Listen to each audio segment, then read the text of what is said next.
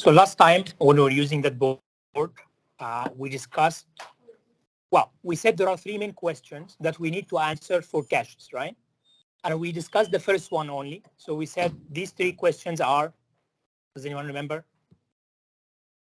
What are the three questions? Any of the questions? So these questions are the headlines of the cache topic, basically. Do you remember any of those questions? Yeah? Great, thank you. That's the first one, where to look for in a line. And the same answer or the same, well, this question has another side or another page, which is if there is a mess in that cache and you want to fill in a line where to put it, right? Because the place you search for in a line is the same place that you are going to place this line in. Otherwise, they will not match, right? You see the point? So if there is a hit, then you're expecting the line to be in a certain place. If there is a mess, you are expected to bring in this line from the lower level memory to the same place, because later on you will search in that specific place, right? So where to place in a line in a cache or where to look for a line in a cache. And we said this question gives us the topic of cache organization, right? And we said there are three main organizations of a cache, two extremes and one general in the middle. What are these three organizations? Yeah? Yeah, fully associative cache, that's one of the two extremes. What is that other extreme? The one that we went through for the full example at the beginning. Yeah. Direct map caches. And these are the 2 points where one of them is assuming every particular cache line has a specific place to go to, right? So everything is well defined, and this is direct map. That's why it's called direct, because you have, based on a hash function, where you take some of the address bits, the index, you go to a particular cache location, and you are expected to find this cache line there. If it's not there, it's not in the cache, right? On the other hand, fully associative cache is doing what? Yeah, like there is no specific place for a cache line. Any cache line can be anywhere in the cache. Based on what? Based on the first empty location that when you filled in this cache line, it was there, right? And we said the problem with this is if you are looking for a line, as you're saying, then I need to search for the whole cache because I don't know where the cache line might be. And the advantage is, so this is the disadvantage of a fully associative cache. What is the advantage of fully associative cache? Yeah? High utilization. Yeah, high utilization of the cache location. So basically, the conflict example we had last time where we only have been ping-ponging between two cache lines going to the same place while the rest of the cache is empty does not happen in a fully associative cache. The reason is, as far as you have an empty place in your cache, you will put that line in. So you don't need to evict a line, right? And this is the advantage of a fully associative cache, increasing the cache utilization, right? Decreasing the conflict misses. We call this conflict misses, and this is a term that is very, very important in caches because two lines going to the same place, to the same entry, is called the conflict, right? And this terminology is, in fact, not specific to caches. Like any hashing, even if you talk about software, if there are two things that are mapped to the same place, that's called the conflict as well, right? Great. So this is the advantage of fully associative cache, which is also the disadvantage of a direct map cache. If you map every cache line to a particular place, and if you have a very particular access pattern that keep ping-ponging between cache lines that have the same entry, you will keep evicting each other while the rest of the cache is empty. So direct map caches usually have the problem of low utilization, but they have the advantage of what is good about direct map caches? Yeah? Fast. And the reason it's fast, I don't need to search, right? Once I extract the index bits, I go to that location, and either it's a hit or it's a mess, I need to bring it from somewhere, right? So these are the two extremes. And we said, because there are advantages, disadvantages, and there is a compromise between both, there is a trade-off, you can generalize by having what we call a set associative cache, right? A set associative cache is something that is in between. You don't really allow every line to be in any place in the cache, and also don't force it to go to a very particular location. We said instead, you divide your cache into what we call sets. Every set has multiple cache lines. And we said mapping from the address to the set is direct. You extract index bits to go to a particular set. It's like the direct map side of the set associative cache. But inside the set, what do? You search anywhere and you can put the cache line anywhere. So inside the set is fully associative, right? And in the lab, there is a good example where you really sweep the associativity and try to solve the problem and also simulate it. But the important point related to this here is, in fact, set associative cache is the general structure of a cache. In reality, there is a way to make a set associative cache a fully associative or a direct map, right? So maybe something that is worth discussing. So let's say this is my address. This is the offset. This is the set index. And this is my tag. And we said a set associative cache is defined by the number of ways in a set, right? We said when we say a 4-way set associative cache, what do we mean by this? What is 4 here?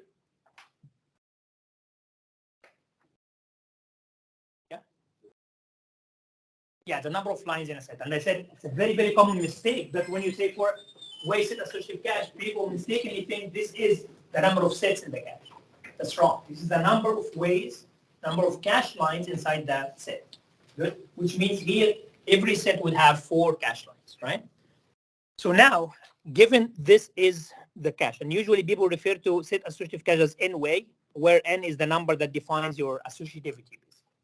What value? So now I'm claiming that with set associative cache, I can give you either direct map or fully associative, right? Assume, for example, just to give you a numerical example, I have a cache that has, let's say 1024 cache lines. So this is the cache. This is the total cache. Okay. Is there something else I need? No, I guess that's okay. So if I'm telling you that the total number of cache lines in a cache is 1024, what value do I need to set n to make it a direct map cache? Again, my claim is a set associative cache by manipulating n, by tuning n. It can be, so you can look into set associative cache as there is a line.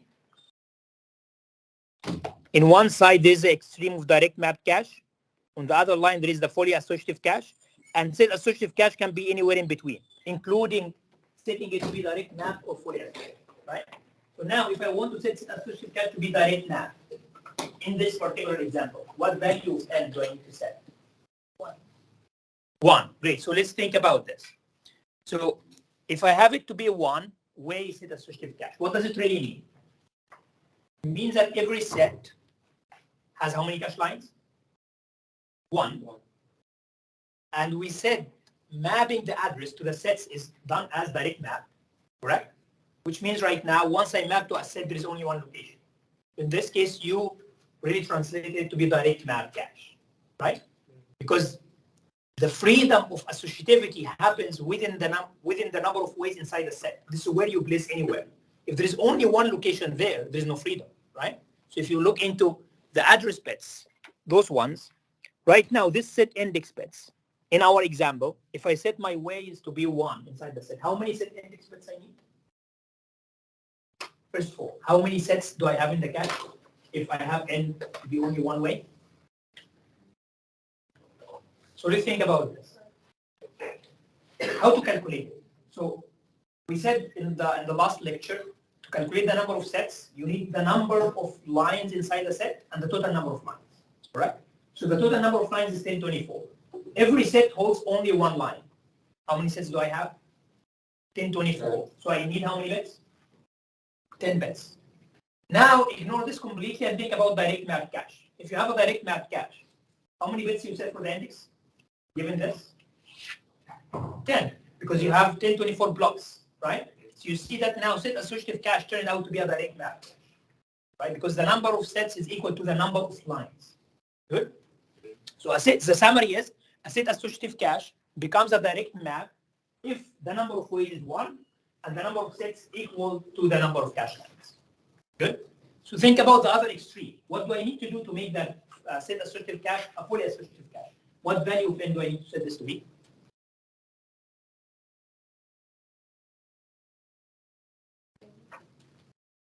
You're saying 1? Because 1 way was the one that gives you the direct map, right? If I want it to be fully associative cache, what do I need to do? 1024, right? So the idea in a fully associative cache, everything is in one set. The whole cache is one set, right? Because what happens in fully associative cache? The whole cache, you can place any line in anywhere. This is what we do inside the set in a set associative cache. So if we make our set associative cache to be one set, then it becomes a fully associative cache. What does it mean to have a one set in my fully associative cache?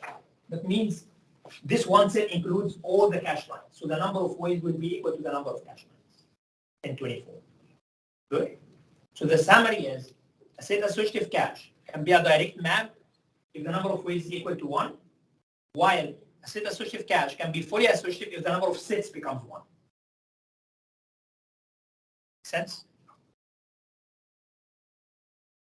Questions? Because if you understand this, you understand cache organization in general. If you don't understand it, then let's discuss it a little bit. And you will be doing this in the lab. You will be sweeping the number of sets and see what really happens.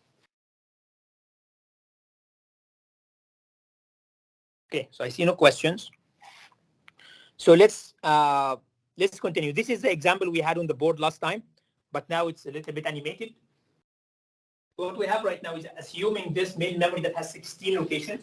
Well, it's a little bit bigger example because we had only 8 locations in our example. And here I'm assuming an 8-byte cache, a total size 8-byte, and every cache line has 2 bytes, right? So if you look into it, so you have every cache line has 2 bytes, and you have a total of 4 locations, so you have a total of 8 bytes. Good. And now I'm starting mapping, assuming that I have load instructions or a store instruction, and start mapping those locations into the cache. Initially, I have an access to address 1100, 1110. And it's a mess. Why it's a mess? Because initially my cache is empty. Well, but I don't care in fact. The way I determine whether it's a mess or not, assuming it's a direct map cache, I extract the index bits, which in this case is 11. I go to that location, initially it was completely empty, right? This is the data, this is the tag, by the way, right? As we'll see later. Now, if it's a mess, I go to the main memory and bring not only byte B, but I bring the 2 bytes that have the index as 11, right? So I bring B and Q. Again, we said the reason we're doing this is spatial locality, right? You access 1 byte, but you want to bring the closer ones as well. And you bring these 2 here, and you update the tag to be 1 in that case.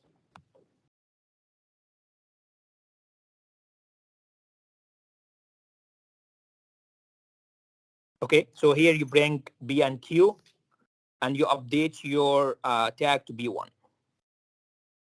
Good. Now, what are we going to discuss? Is we discuss the impact of cache lines. So there are multiple design elements, multiple knobs, as you will see also in Octopus, the simulator, that I can tune for a cache. We already discussed the organization, which is associativity, basically. There is also the cache line size. Cache line size is how many bytes you put in a cache line, right? This is also a knob that you can tune. There is the total cache capacity. And there is what we call replacement policy. This is when your cache is full, as we will see later on. And then there is something related to write allocation. And this is an orthogonal topic that we're going to discuss later on. Good. So now, these are the tuning knobs in a cache design.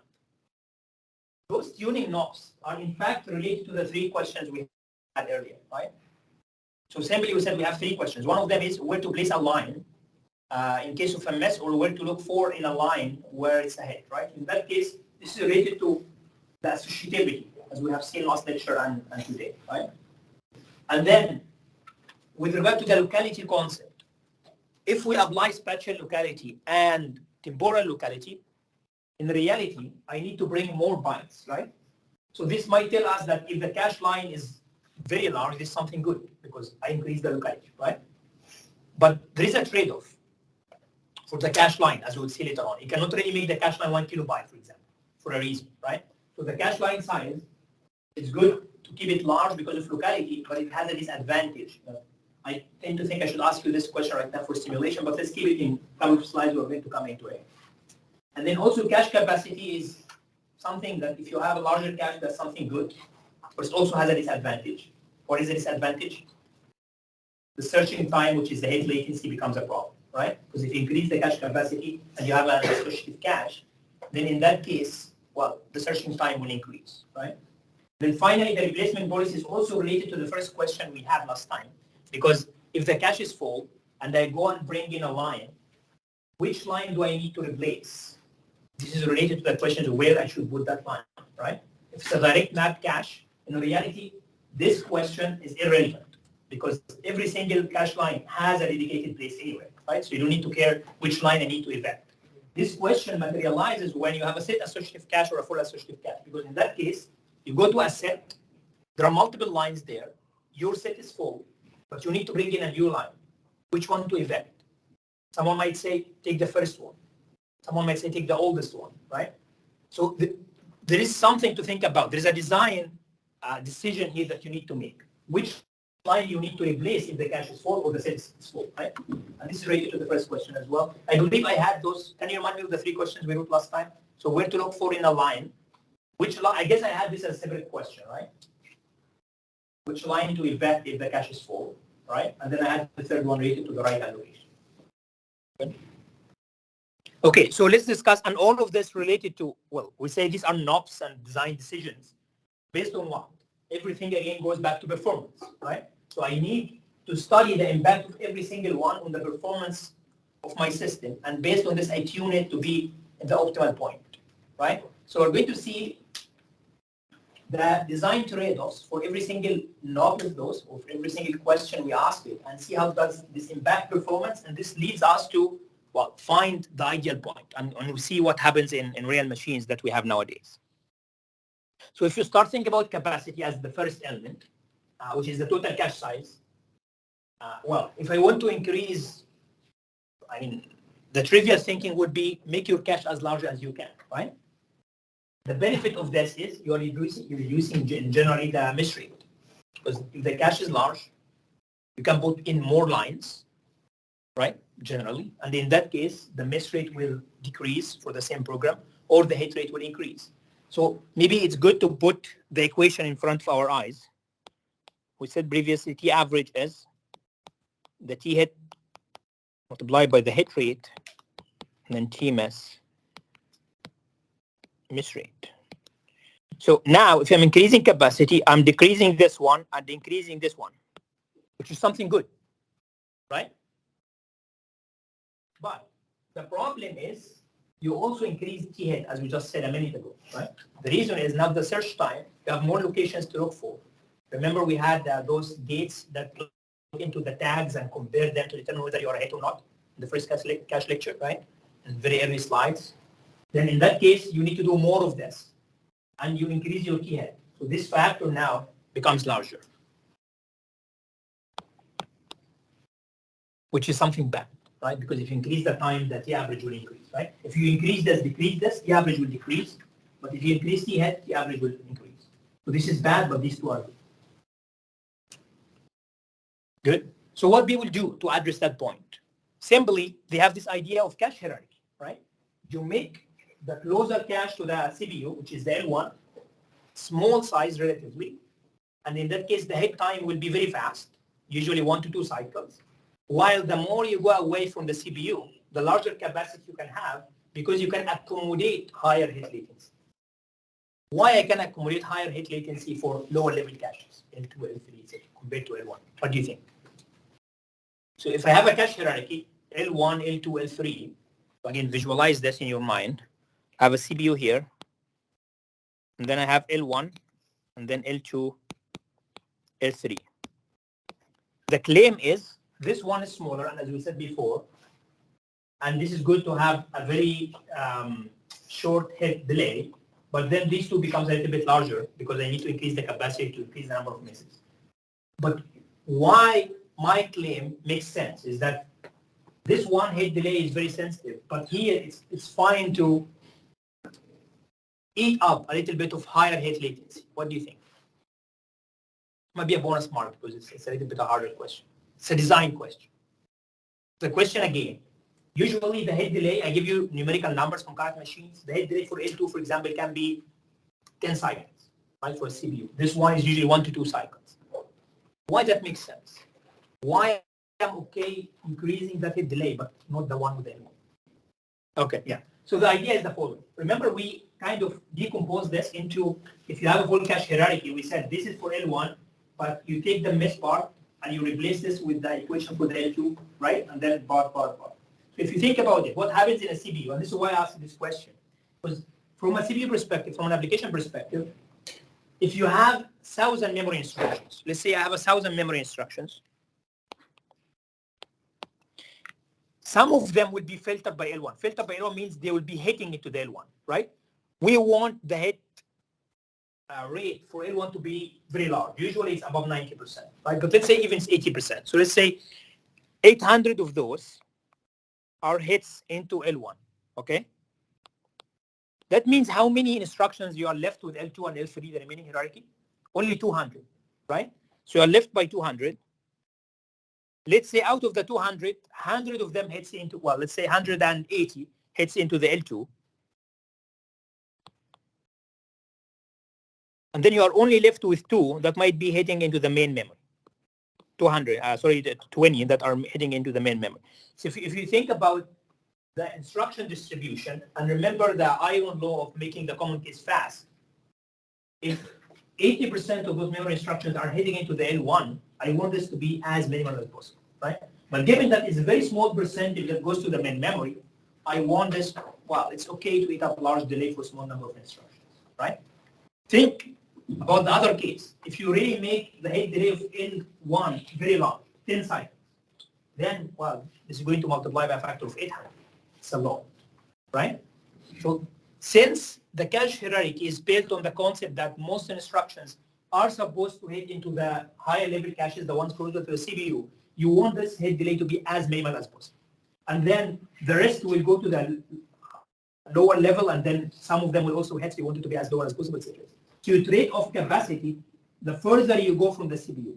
So closer to the CPU, you focus too much into the head delay. Away from the CPU, you focus to increase the capacity. And this kind of trend in design is very important because it does not only dictate the capacity of the cache, but also the organization. If you look into your machines, the further you go from the CPU, the higher the associativity is. In our machines, for example, most L1s are usually direct mapped or very low associativity, 2-way, 4-way maps. Why? For the same reason. We said if you increase the associativity, it increases utilization, but it increases also hit latency because of the search, right? So closer to the CPU, you have a smaller cache and also lower associativity to focus too much into decreasing your hit delay. But then the further you go, you want to also accommodate for capacity because you don't want to go to the main memory, right? Or to the L4 or L3, there's an L3. So you increase the capacity a little bit and increase also the associativity, right? So this is a general trend in current machines. Closer to the CPU, lower associativity, smaller capacity. Away from the CPU, higher associativity and higher capacity. And you can look into whatever machine you have and look into the specs. You will observe this. So we discussed the impact of capacity on performance. And we said this is why L1s are usually small, and the further you go from the CPU, it becomes larger. So the second element here is the block size. Block here is the cache line, right? So a cache line size. If I try to increase the block size, I'm exploiting spatial locality. Why? Because I'm bringing in more bytes, right? So in the example, if we had of B and Q, if I access B and bring Q as well, if you later on access Q, it will be a hit in the cache, right? So it's something that is good. And, well, the larger the block size, if you look into your address bits here, that means you need more bits for the index, right? Correct? Because I'm increasing the number. Is that correct? No. In reality, if I have the same cache capacity,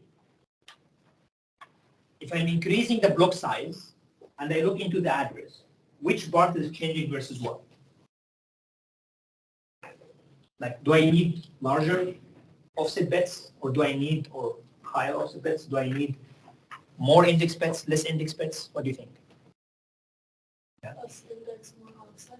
less index and more offset, because if I'm increasing the block size while the cache capacity remains the same, I have less number of cache lines and I have more bytes within a cache line. This is why we have an arrow here where you really grow your offset at the expense of the index space, right? This is the impact of increasing the block size. Good. Yeah, there is a numerical example here. If we take our simple example that we had last time, where we had only 4 bits, 1 bit for the offset. This is bit 0, and then bit 1 and 2 is for the index, and then the last bit is for the tag.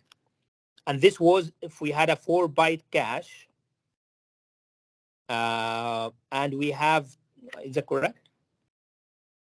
Let me think. We had an 8-byte cache and 2-byte block.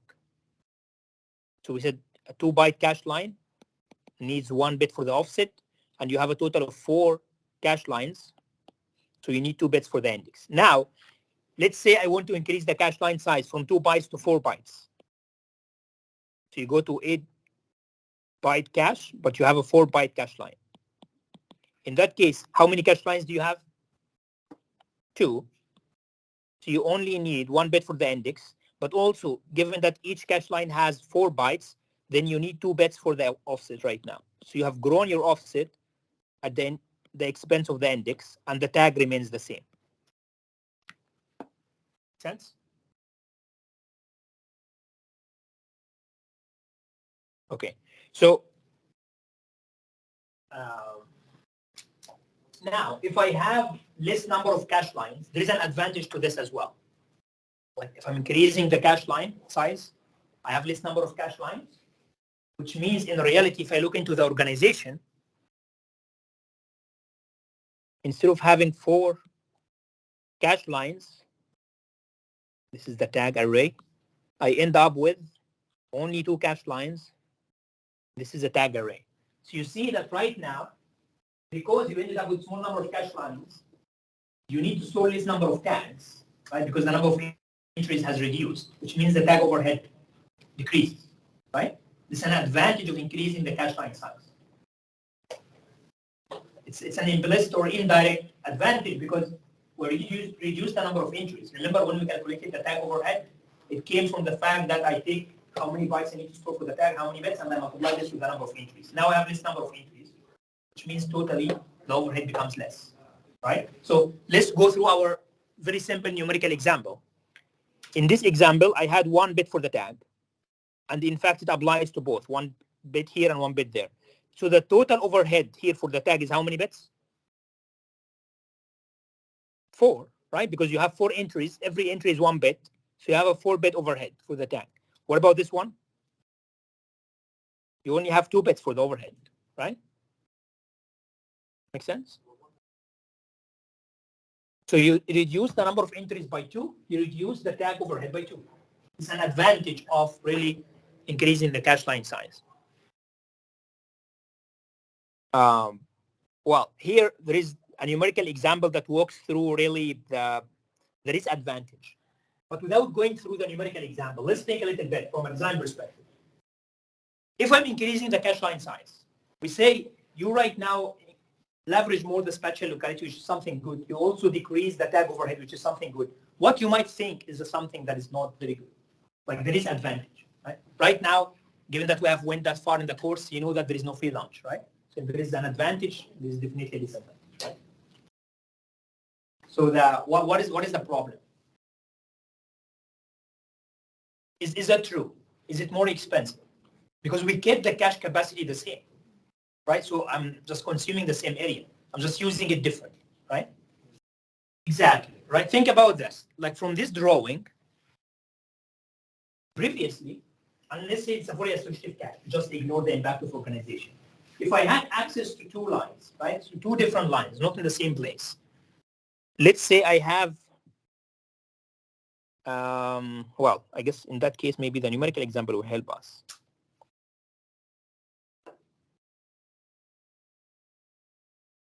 Yeah, let's go through that one. It's very similar to our simple example of right now you ended up with 2 lines only, but every line has 4 bytes, right? So in that case, if you do the same load as B, instead of bringing B only, you bring M, N, B, Q, right? So you put them here, M, N, B, Q. The problem is, right now, this cache line ate up half of your cache, right? So if you want to bring in another line, the probability that these lines will be mapped to the same place is higher than, in fact, 200% higher than the case that you had 4 blocks, right? Because right now you only have 2 indices. You have 0 and 1. You only have 1 bit for the index. So every cache line is either here or there. In the past, there is a possibility that it goes to 4 locations, right? So you see the point? So now, it's true that I brought in more data, but if this data is not used, and instead I need another cache line, then the probability that I'm going to evict those is higher than before, because I have less number of locations, right? So the conflict misses, in fact, increase. You see that? This makes sense? So the easiest way to understand this is, now you have less number of locations, because you still have the same size of the main memory. You still need to map those data into this place. But the problem right now is because your granularity increased and you get this number of locations, you might be lucky and your accesses become here, which is leveraging spatial locality. That's the advantage. But you might also be unlucky and you want to access another data, but because you have this number of locations, then you evict that one. Good? Take this as an exercise to try to craft an example. So the best way to understand the cache topics, by the way, is the following. When you study this, for every single particular cache design element, for example, direct map, fully associative, cache line size, try to craft 2 examples. One is the best case, and one is the worst case, right? So like last time, for example, for the direct map, I crafted on the spot an example that makes the direct map 100% miss rate, because 2 lines keep evicting each other. What might be the best case for direct map? I access cache lines that will never be mapped to the same place until I fill in my cache, right? So here, what might be the best case is after accessing B, I access M and N and Q. But what might be the worst case is I don't access M, N, and Q at all, but I access another location that get mapped exactly like here is that's the index 1. So a big something with index 1, which is this one, right? So after load this address, I might load that address. In that case, I'm going to evict this whole line. So I brought in more data, but I didn't use. And then I access another line that evicted. And after I access this one, which is E, which one do I access again? B. And I keep moving between them. That's the worst case for that scenario, right? Think about this. Here, let's say this is 1. Okay, so this is previously when I had 4 locations, my index was 1, 1, correct? So when I access P and 1, 1, it did map to the 4th location. So let's do that contrast together to make sure we understand. This is with a 4-byte cache line. This is the example, and this is with the 2-byte that we had last time. So now, if I'm accessing B in that scenario, which is, again, load the same address, I would put B here and Q here. Now, if I load afterwards E, which is 0, 1, 0, 0, in that case, for the 4-byte, what do I need to do? Evict all of this and bring in E, F, G, H, right? So it's a conflict, a mess, and bring in E, F, G, H. In case of the 4-byte, the index of E is not 1. The index of E is 1, 0. 1, 0 is a different location than 1, 1, right? So 1, 0 is 2, which is here, and this is 1, 1. And I bring in E and F. So in the case of the 4 entries, this axis and this axis, they're in conflict. Why they conflict here? Do you see that? So this is I crafted a worst case scenario that is against increasing the cache line size. Questions? So everything again depends on the access pattern, right? What usually architects do, what do we have in our machines based on what they determine? In reality, they take, again, similar to our performance lecture, they take most of the common application use cases benchmarks, and then they did extensive experiments. And what they found is, they found a curve like this. if this is my cache line size in bytes, and this is my performance, this is the number of bytes, they find that the performance keep increasing until you reach an inflection point, and beyond this, you start really having the impact of conflicts becomes the dominant one. So before this inflection point, spatial locality was working very good for those common case applications, and after this point, the conflicting start dominating. Does anyone know what is this point in the current machines?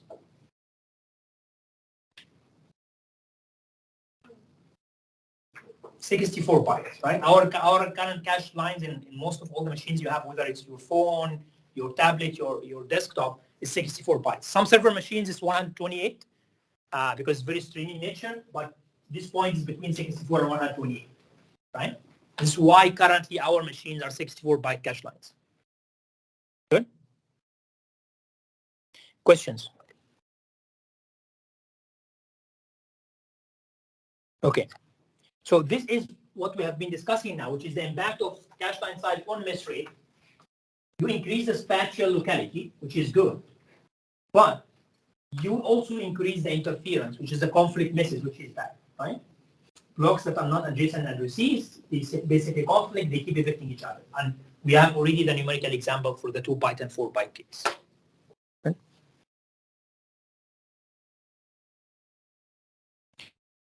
So this is with regard to block size or cache line size with the miss rate. What about miss penalty? Yeah, correct. So the machine is not defined by the cache line size. They are defined by the width of the register, as we said earlier. So when we say it's a 32-bit machine, we say that the register file, every single register is 32 bits or 64, right? And this is something not related to the cache at all.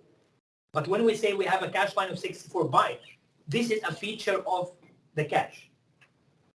It's very hard to change the machine width, like the register width, compared to the cache line size or something related to the cache. Like, for example, look into Intel generations. You might end up with, or even if you take a snapshot right now based on the processors in the market, you might have L1 with a larger capacity, less capacity, associativity that is different based on how expensive the processor, the speed grade, etc. But mostly you find all the machines are 64 bits, right? So this is why what defines a machine is really the register width. But those 64 bytes are not related to that. They're talking about the cache. Yeah, you still have, well, these are 64 bytes and these are 64 bits. Right? So they're not even related, right? So if you think about this, I have a pipeline that has a register file. Then once I mess in my memory stage, I go to the memory, which is in this case the L1 cache, that has some characteristics that I don't need to care about in the pipeline case. But the way you go to the memory is by writing your address to what we call the address register, right? This address register is what is 64-bit. What does this determine related to the discussion of the cache? This determines the address that we really chop as the offset, the index, and the tag, right? But it has nothing to do at all with how I organize my cache. Well, the logic that I write here is dependent on the organization, but the address is just remains 64-bit regardless, right? Okay, so we said the discussion for cache line size and miss rate. What about miss penalty? Someone can argue that if I bring in more cache lines, more bytes in a cache line, it will take more time to transfer, right? Because you go and bring this from the main memory.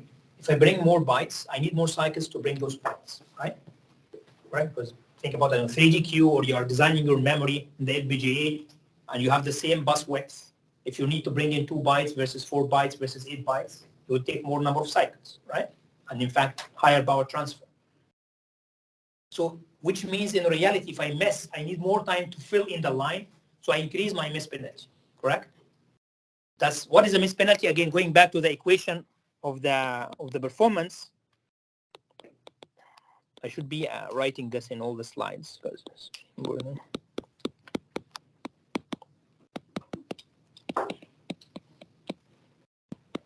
So this is the miss penalty. So we already discussed the impact of a cache line size on the miss rate, which is in turn also the hit rate. But what about the miss penalty? So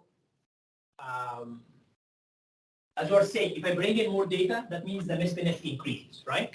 Which is generally correct. But the way that modern machines are addressing this is to say the processor right now is requesting a particular byte, right? So if I go back to this example, I might be requesting B, which is this one. But I'm going to bring in 4 bytes. If the processor waits for all these 4 bytes for the full cache line to come from the lower memory to the L1, it will wait for a long time. What usually all machines do is a concept called critical word first or critical byte first. Those ones I'm really fetching or filling from the lower memory opportunistically, right? Hoping in the future that I'm going to access them to increase the spatial locality. But what is the real one that the CPU is waiting for right now? It's B. So what they say, instead of breaking those lines like one by one, start by bringing B, send it to the CPU, or while the CPU is processing this, is not being stalled, bring in the rest of the ones. So those ones come in the background while this is the one that is stalling the pipeline. So the critical word first concept is in fact addressing the missed penalty impact of increasing the cache line size. Okay.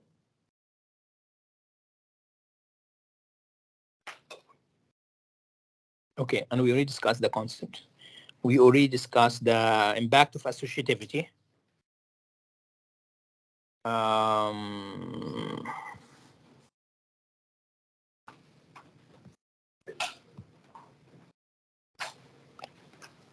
Okay, so lecture is done. So I will stop here.